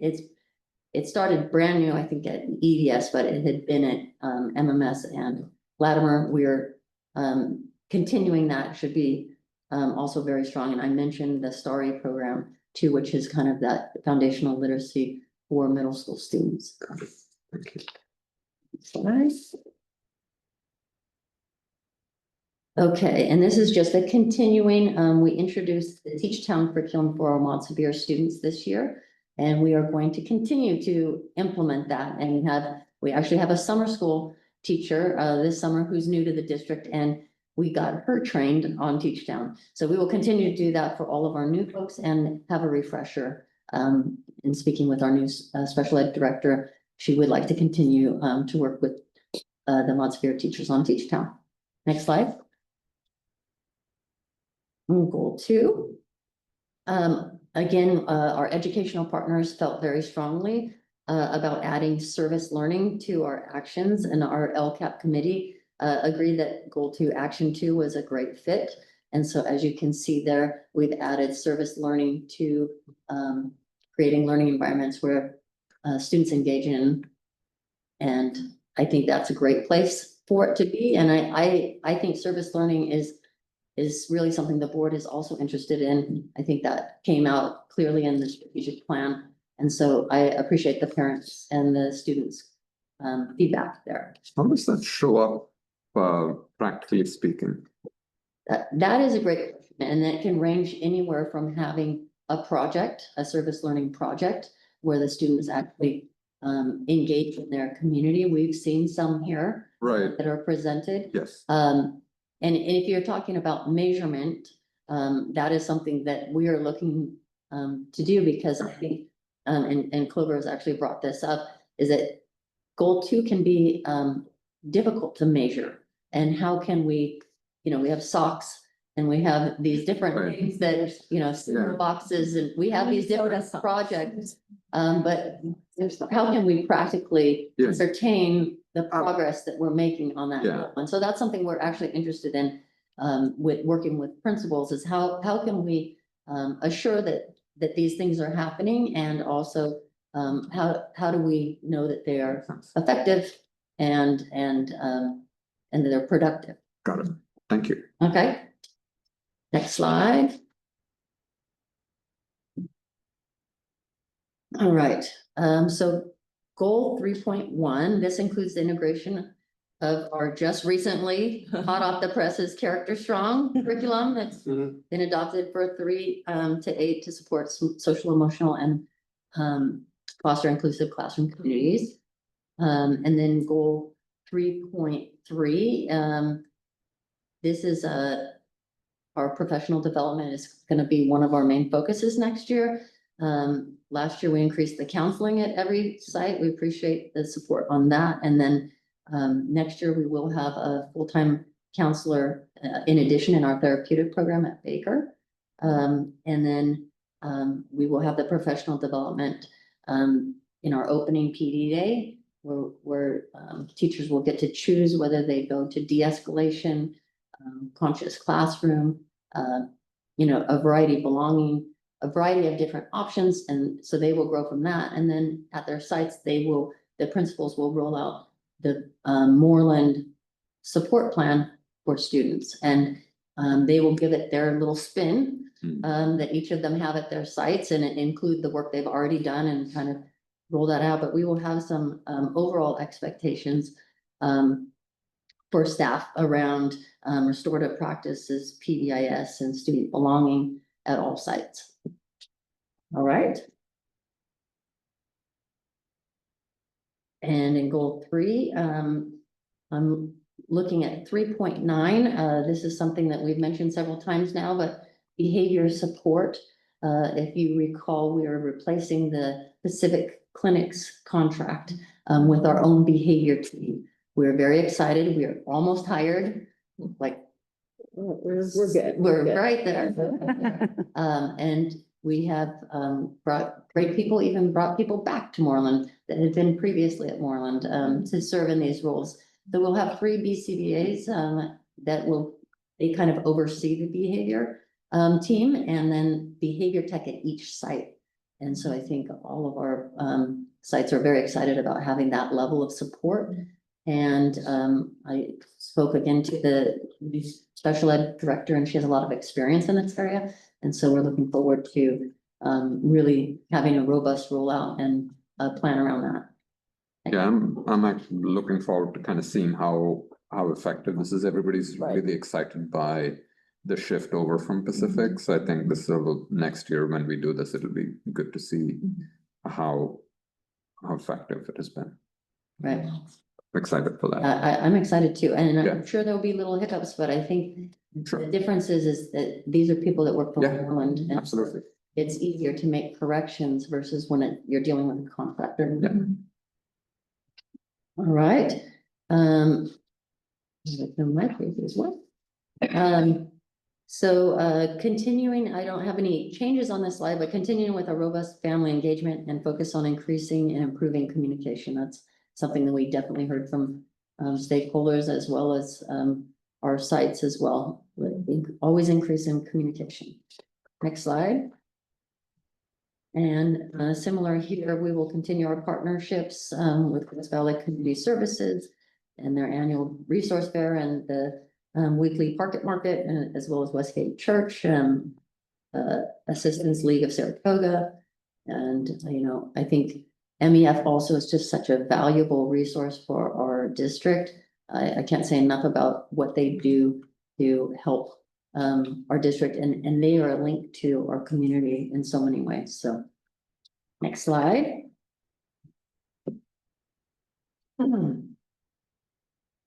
All right, so with regards to recruitment, we began our hiring season early this year, and we also created, Tasha, give her credit. Created some great new materials to bring in the folks at the recruitment fair. And I think kudos to them. We are just about 100% hired, yeah? Yeah. So great job, and here we are only in June, so cheers to them. And so we're doing a great job meeting that goal. And then also, I just want to say thank you to Tasha again, but also Kim and the negotiating team who achieved a more competitive wage for staff. And that's why we added this 2.2 to honor education and years of service, because that was part of the agreement. And so we're really proud of being able to do that, and proud of the work that our teams did to honor our staff. So excellent.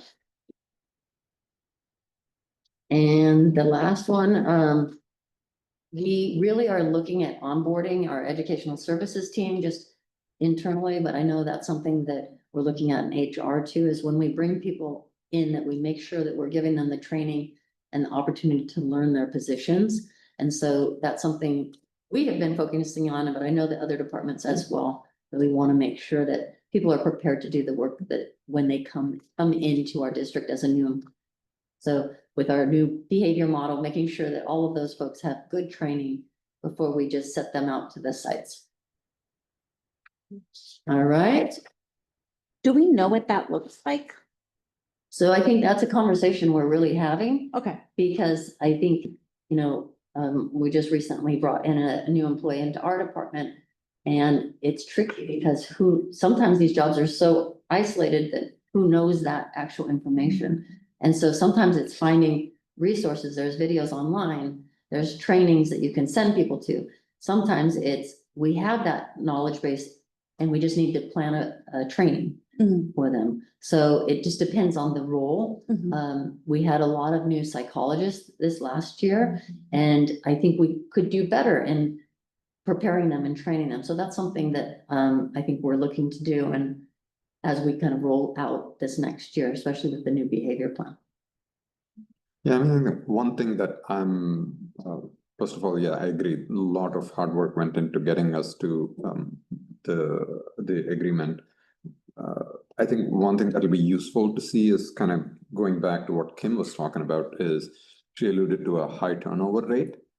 So it'll be interesting to see. There's not, There's not. right, we gave them that data. Yeah, It's 90% retention rate. yeah, so anecdotally, it matched with the data, so I just kind of wanted to. I can give you the data. We gave Yeah. it, okay. I'll put it to you. But I'm hoping that even that 90% will go higher with, especially given that we are honoring tenure and We are tenure. higher than 90, that's a conservative. We actually dipped down during COVID and then we're on our trajectory Yeah. back up. Yeah, It's in the 90s. I'll send it to you. yeah, especially given that, we're focusing on the, Just a Friday report. Yeah, I'll put it in the fire. Yeah. Especially given that we're honoring tenure, that should mean Yes. something for folks, Mhm. hopefully. All right, so the federal addendum, exciting. The federal addendum to the local control accountability cap is a supplemental document required for local educational agencies that receive federal funds under Titles 1 through 4 of the Elementary and Secondary Education Act, ESEA. It describes how the district uses federal funds to support the goals and actions in the LCAP, ensuring alignment with state and federal requirements. The key purposes of the federal addendum are compliance, alignment, and transparency. So those are the things I'm going to briefly cover. I'm not going to go into the full depth, but just what we're doing for each of the title areas. So starting with Title I.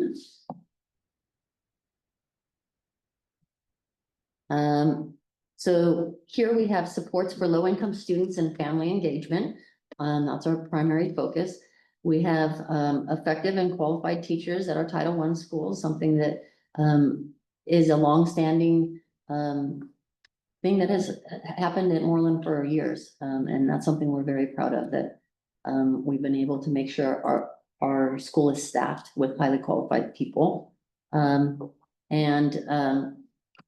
We have a focus on increased attendance, as I mentioned before. That is the chronic absenteeism at Anderson especially is a challenge. And I hear Tasha over here nodding her head, like, so that's something that we definitely want to focus on. We are really excited about offering some STEM opportunities for our elementary kids, and Latimer's having Project Lead the Way for their elementary, as well as Abbott's school-wide at the elementary level. So those are things we're excited about in our Title I schools. In Title II, professional development, we do support the BITSA and EPIC programs for our new teachers and some of our interns.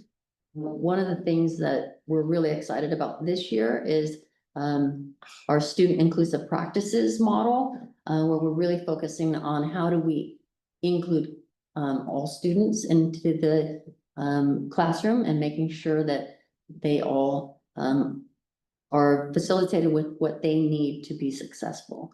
And so that's one of our focus in kind of rolling out our support model for Moreland. And then also we are going to continue to focus on literacy. And we've had 2 really, really robust years of training. We had Jan Richardson, and then this last year we had Columbia Teachers College Advancing Literacy, both top-notch presenters. And a lot of the teachers were saying, we have like cognitive overload in terms of how much we've learned, and we really could use a year to implement. That was the feedback I received from focus groups and from surveys and so forth. And so after talking to several teachers, what we devised was a way to have community of practices and enable them to find a problem of practice and then explore that problem within a small group in their grade level, and then really focus on implementing the strategies they've learned over the past 2 years.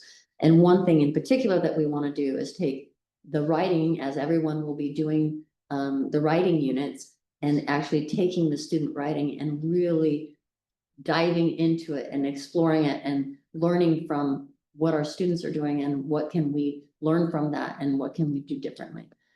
So that model will give us that support, as well as what we're planning on doing is also having CSET, which is from Stanford, provide some math in our district collaboration days for all of our staff. So they do the math teachers at middle school, but they're actually going to do presentations for all of our staff around the math framework, and kind of is an introduction as we are looking to hopefully adopt a math curriculum.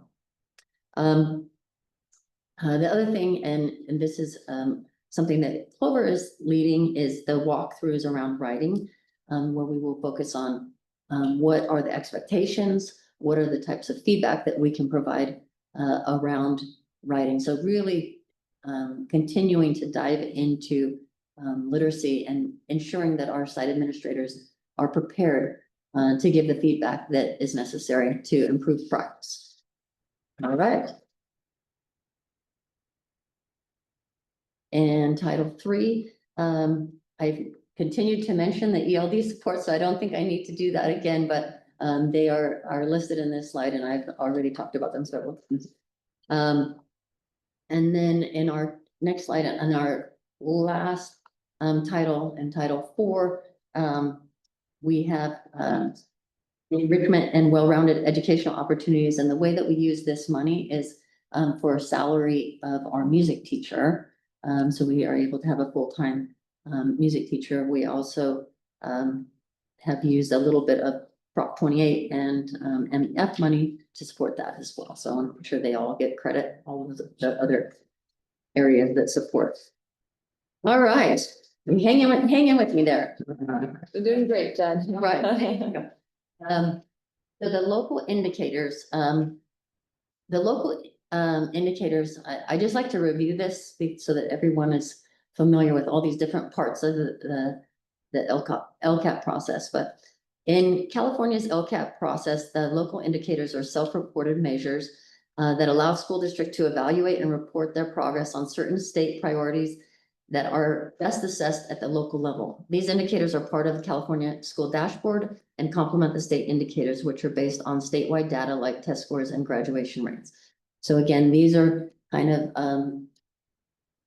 areas that we report as a kind of a self-reflective reporting tool. So I do have a tool that I fill out, but I want to present the kind of the results to you all. And these, as you see on the right, those are all of the different categories, the basic services and conditions or measures, whether teachers are appropriately assigned, students have sufficient instructional materials, implementation of state academic standards, evaluates how well the district is implementing academic content, performance standards, Common Core standards, ELD standards, and other subject areas.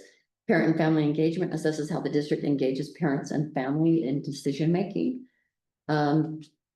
And school climate focuses on how safe and supportive the learning environment is. This includes administration and use of local climate surveys to gather feedback from students and staff and families. And access to a broad course of study evaluates whether students, including unduplicated students and those with exceptional needs, have access to a broad and rich curriculum. Okay, and so then those are the state measures. They're on the left side. Next slide. And then this slide shows how we have our indicator and then we have our LCAP alignment. So those are our LCAP goals that fit with each of those local indicators. Next slide. Quick question, is the status binary, it's just like met, not met?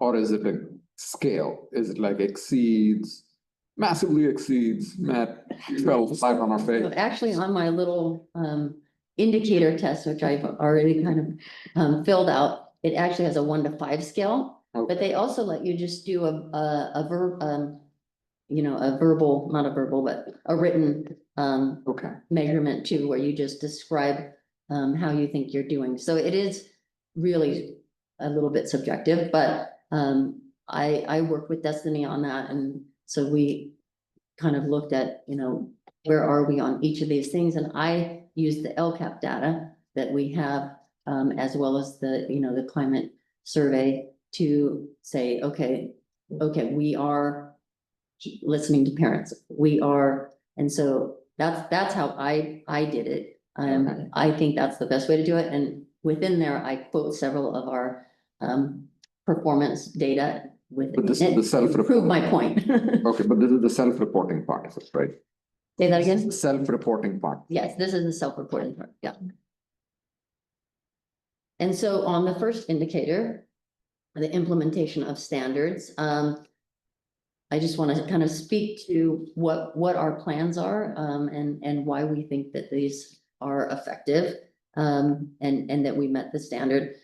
So for our, and I already talked about some of these, but these are some of the staff onboarding trainings that we do offer and are going to offer SEL training, classroom management. Now we are going to be introducing all of this training for our behavior team and making sure that our psychologists, everybody is fitting together. That's going to be definitely an art in this next year. As I mentioned, we're going to have the district-wide training with the focus on literacy again, and focusing on looking at student writing in our district collaborations, and also inclusive practices as well as the math framework. So all of those things are definitely positive in terms of meeting this indicator. And then we are also going to have optional PD, and I didn't know that Clover was going to talk about the AI, but we definitely are planning on an AI optional PD this year for our teachers. Is something they expressed they were interested in, as well as further support for our behavior support plan. Okay. Next slide. Access to a broad course of study. I think there's a large list there. I think every year we increase our Project Lead the Way offerings as something different every year. This year was the medical detectives, and they're looking at a couple of other new Project Lead the Ways that we're going to send out for training this year too. But we have Avid and Yearbook and theater, and we definitely with Prop 28 have really increased our art offerings, whether it's in STEAM, music, and I think also the mention of the new potential TK music is exciting. So wanted to make sure I mentioned that. One quick question on Yeah. the Spanish at all middle schools. I know in the past we had we were sharing, some of the middle schools were sharing a Spanish instructor. Is that We maybe now? still are, You still are? a shared one between Latimer and EDS, Okay, and MMS has their own. okay. So that is, And is that sufficient given yes. where we want to go? Okay. All right, thank you. And I think that the limitation, I think we just have to mention that is, whenever you have the opportunity to choose an elective, you only have so many you can take because of your schedule. And so that's what's limiting about the middle school schedule, is that they only, and so one way we are combating that is by offering a 0 period, because some students that have music aren't able to then take some of the STEAM classes. So we are going to offer a 0 period that Teresa's planning on doing to offset that. And you said music and TK? Music and TK, yeah. The MEF pilot. Okay. I will pay money to come and see that performance. That would be the best. On the record, right? Yes, I will. That's Double confident. shakers, you know those. Yes, that would be a highlight. That would be so cute. As it relates to electives, did I hear, I feel like I heard something about a financial literacy. Yes, so that's one of the Project Lead the Way potential. Oh, it is, okay. It is. project, Okay. Yeah, Okay, got it. um, I'm excited about that. Yeah. yes. Yeah, so there is a lot of excitement around the new courses and I think that the kids have really enjoyed Mhm. taking the courses. And so I think being able to offer new and different ones is really exciting too. And that's why some of the kids that are in music really want that opportunity to take it too. So I think that's nice that we're able to at least offer that extra 0 period. So this one indicator talks about teachers, instructional materials and facilities. We have, our facilities are in good repair. We have 100% access to instructional materials, and we had 1 misassignment and vacancy this year. Any questions? Okay, and our last, most love, the local climate. This is, again, I mentioned this earlier, but to be up 8% and feeling of belonging, that is huge progress. Mhm. Very excited about that, and up 2% and feeling safe at school. That's our goal post-COVID, is to continue to keep building this. Very proud of that. And the last one, here our indicators are very high overall compared to other districts, in the 90% range. Remember, this is a nationally normed survey. We will still make efforts to increase communication across all sites, but I think to have this high of ratings is really impressive, and it says a lot about our district and also the community that we have, because this is a lot of our parents' perception of our district. So I think that is a great way to end the LCAP presentation on a real positive note. Any further questions?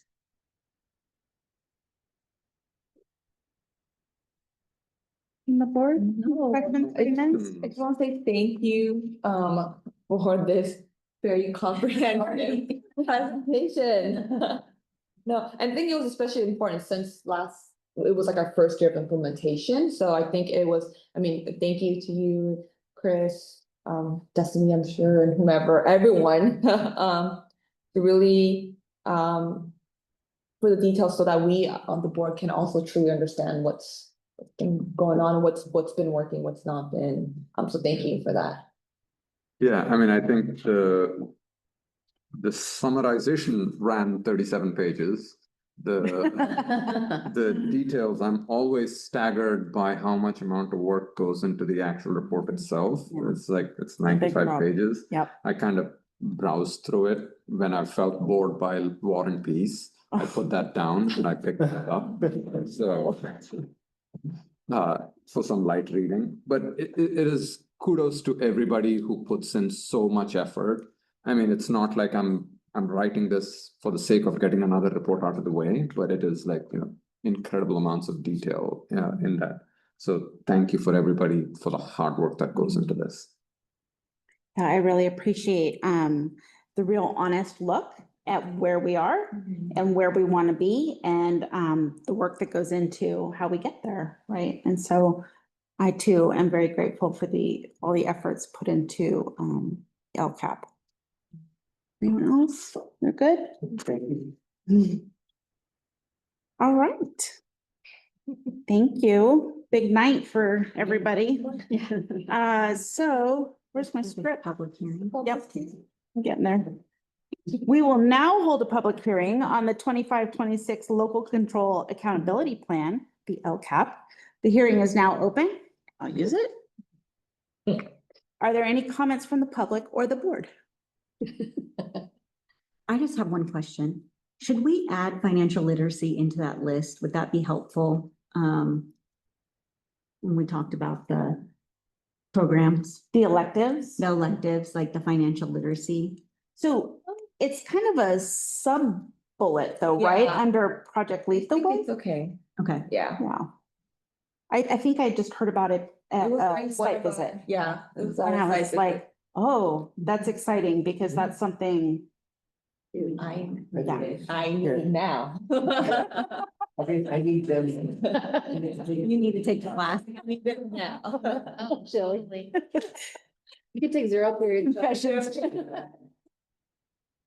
Any other comments for the public hearing? Okay, hearing is closed. And then we'll take action on both of those items, the budget and the LCAP at the next meeting, correct? Awesome, thank you. All right, action and discussion items, approval of the CONAP spring release. Okay. You thought I was done. Here I am. All right, we bring the CONAP to you 2 times a year. The CONAP ensures we are spending categoricals correctly. And what this report shows is that nothing is out of order or inconsistent with our expected spending. And the one difference in the spring is that we do ask the private schools if they would like a piece of this money, and they decline. So we did ask and they did decline. Generally, they decline because of all of the different requirements around the spending of the money. I am asking you to approve the consolidated application for this spring. I'll make a motion to approve the CONAP for 2025. I'll second. Any questions? I'm sorry, I jumped that. I'm like, oh, okay. It's just as good after the second. All in favor? Aye. We're moving right along. Aye. All right, certificated assignments based on Ed Code's PIPS, TIPS, internships and emergency credentials. I don't know, am I saying that wrong? Oh, 7B. Oh, sorry. Like, where am I? Sorry, I was looking down further. I asked that you approve this. These are teachers that we've hired who are on interns. We did hire more interns right now than probably previously, but some of those spots are kind of hard to fill and we have things in place for them. And Any questions? So when we say interns, are they participating in classroom instructions? Mhm. They are, okay. And what's their usual participation? Are they teachers' aides or are they actually? they're actually teachers in a They're actually- program. Okay. Yes. Okay. So they're actual teachers in a program and they would be working with a mentor teacher Okay, that would help them through that. okay, And then this is also asking you to approve teachers out of their assignment that we've all been approved. got it, thank you. All right, any other questions or comments? A motion to approve? I'll make a motion to approve the certificate assignments based on the education code PIPS. STPS. Yeah. I just went for it. It's people in their programs and they've all been matched with Oh. mentors already and well agreed. So and the school sites Oh. agreed and they interviewed, yeah. I do have a quick question. Mhm. I think I remember, or we Wait, made can a. we, sorry, can we Sorry. finish the motion? Yes, oh, sorry, I made It's okay. the motion to approve the certificate assignment. And then a second? I'll second. Okay, now ask it. Sorry. No. I remember making a motion on emergency credentials, I believe, last time, and so they're no longer listed here. So what, They'll be coming up. If we, like right now, we're not hiring anybody on emergency credential, that will get closer to the end of the year. got it. We have an emergency. Got it. Right now, we did all the assignments Assignments are hired. and the hires. Cool. So that's all this is, but. Got it. We won't need any emergency credentials. I doubt. All right, any other questions? All in favor? Say aye. Aye. Aye. Resolution 10, 2024-2025 cash borrowing. So this is an annual resolution that just authorizes us to transfer fund balances to alleviate cash flow needs if needed. We haven't had to over probably the last 5 years, but we put this forward just in case. So we ask for you to approve it. This is where we use sale of site Yeah, sale of site, any of the funds if needed, the general to help. with cash. To augment general fund. Hmm? To augment the general fund. Okay, got it. Has to be paid back within like 120 days. Okay, got it. All right, any other questions? Do I have a motion to approve? I'll make a motion to approve resolution 10/24/25 cash borrowing. A second? I'll second it. All in favor, say aye.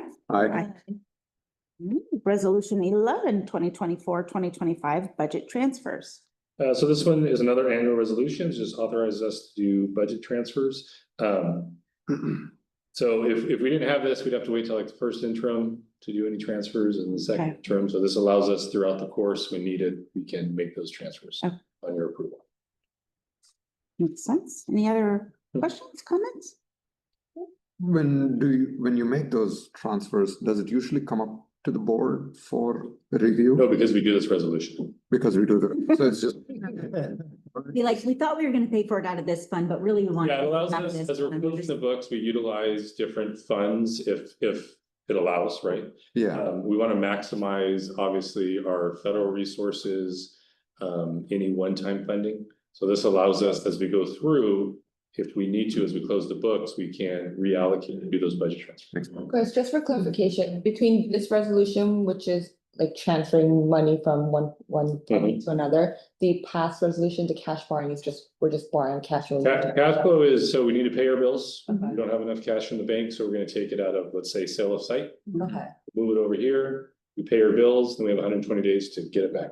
got it. And we used to take action that we could borrow, Like the trans. yeah, the trans, that's it. My understanding from the trans, so you're borrowing money, but then you're paying interest on that paying on money. that, right? And Yeah. so this is a free way of borrowing money from ourselves. Trends would be going outside and it goes to a cost, so that would be a last. So that's why I was like excited to not have it there, because we have had it on agendas in the past. Yeah. Okay, do I have any other questions? Sorry. Motion to approve? I'll make a motion to approve resolution 2024/25 budget transfers. I will second it. All in favor, say aye. aye. Aye. On to resolution 12/2024/2025 annual signature resolution. Right, this is my last resolution, at least for today. This is authorized staff to be able to sign, so like payroll, APs, grant awards, any various things. So we submit it to the county. So we ask for your approval. Any questions? When is district staff, is it? It's like, District staff? who, yeah, who? Oh, it's on there. It's Clover, myself, and Efren. The short list. Second page. The short list, yeah. Got it. Oh, just. Yeah, not anyone. Yeah. I was like, You. District staff. Okay, got it. I didn't realize there was. We want to keep it limited so we know who's signing. Probably good idea. Yeah. Very good idea. Any other questions or comment? I have a motion to approve? I'll make a motion to approve resolution number 2024/2025 for annual signature resolution. Second. Thank you. All in favor, say aye. Aye. Aye. All right, on to the amendment to Sodexo contract. Yeah, so this is our food service contract. If you remember last year, we did an RFP, signed a contract with Sodexo for about 4 years. We made some amendments. The biggest one is instead of them providing 2 qualified professionals, they're gonna provide 1. It allows us to hire our own food service manager, gives us more oversight. So it'll be good. And then the other thing is the blended meal cost has been reduced because of that. So we ask you to approve it. And is that the one that we're gonna hire, the Moreland, they're gonna be shared at all school sites? And That'll be- it's a rotating, Yeah, there'll be basically food service manager, so it'll be at the district office, okay, and he'll oversee. and necessary to do, oh, got it. That, kind of unrelated, but I just wanted to highlight that the work that's being done to have Moreland staff working in these various leadership roles as opposed to Sodexo or contractors or whatnot. And I know historically we've had to contract because it's hard to hire sometimes. So I just wanted to kind of celebrate the work that's been done to kind of bring it back into Moreland. So thank you for that. Absolutely. Any other comments or questions? Hearing none, do I have a motion to approve? I'll make a motion to approve the amendment to Sodexo contract as presented. I'll second. All in favor, say aye. Aye. Aye. All right, we're on to the consent. I will make a motion to approve the consent items in aggregate. In a second. Seconded. So I actually have a quick question. Under contracts and consultants, I know I asked about the work for the old Mac building. I guess I'm just wondering, how do we approach kind of annual needs for our lease sites? Yeah, so they, it's kind of an as is, but as we do fix like the major repairs. Sure. And so as far as the normal wear and tear, usually when tenant moves out. Okay. And then we need to fix. So for this one, I know you asked. Yeah. You know, they've been in those two rooms for quite a while. Yeah. And so there's quite a bit of work that needs to be done to get trust in there. Okay. To be presented. So it's kind of as they put work orders in, just like every other school site. Oh, they do, okay, because I would hate for us to get really far behind on a site Yeah. and have You know, it. they put their work orders in and we address them as needed. Perfect, thank you. Any other questions? All in favor? Aye. Closing items, future meeting dates? We have the 24th coming up. Yep. And The What July about meeting is on July? your calendar in Okay. case there's an emergency, but we don't usually meet use it, Yeah. yes, July. right. So, you should ignore it unless you get, a critical email from me that says, wait, we have to have a meeting Okay. because of X. Okay, But usually, and staff has all been told multiple times, we do not want to have an emergency July board meeting. So everything that we need to be ready for next school year is on these two June agendas. okay, And then we'll come back in August and go with Okay. our regular. So Sounds if good. you're going somewhere on that July one, please feel free to go somewhere. It's highly unlikely that we'll need that July meeting. okay. That said, if we needed to have a July meeting, obviously, we would work it out. That's right. Mhm. Okay. Anything else on future meeting dates? Big travel plans? Or anything? No. All right, announcements, reminders, requests?